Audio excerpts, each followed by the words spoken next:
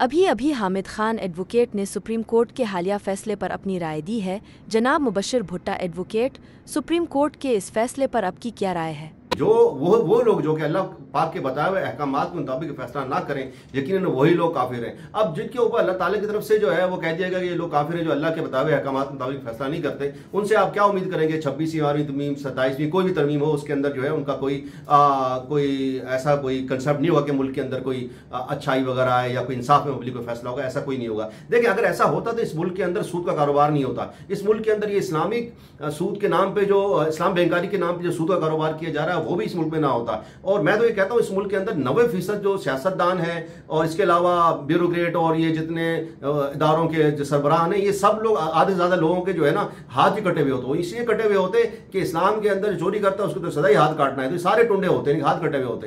तो इस सिनारियो में अगर देखें तो जिस तरह उन्होंने फैसले किए 26वीं आर्मी तरमीम वगैरह के, उससे पहले इतने होते हुए आए, आप खुद देख लें। अगर ऐसा होता तो क्या लियाकत अली खान के जो कातिल हैं क्या वो पकड़े नहीं गए होते? भुट्टो को खामखा से फांसी हो जाती, अदलिया की तरफ से फांसी गई, उसकी जजेस ने फांसी दी, सबको पता है इस चीज का, और बाद में जो है वो कंडम भी किया इसको। इसके अलावा जो है क्या बेनजीर कातिल गिरफ्तार होकर फांसी नहीं चढ़ चुके होते? इस तरह आप देखें क्या जो हमारी मादर मिल्लत थी वो फातिमा जिन्ना, क्या उनका जो केस था क्या इस तरह बंद होता? और से बहुत से मामला आते हैं जो कि इस मुल्क में इस तरह नहीं होता जिस तरह की जो है इस मुल्क के अंदर जो है वो चलाया जा रहा है कानून वगैरह। इस मुल्क में ला कानून नहीं होती।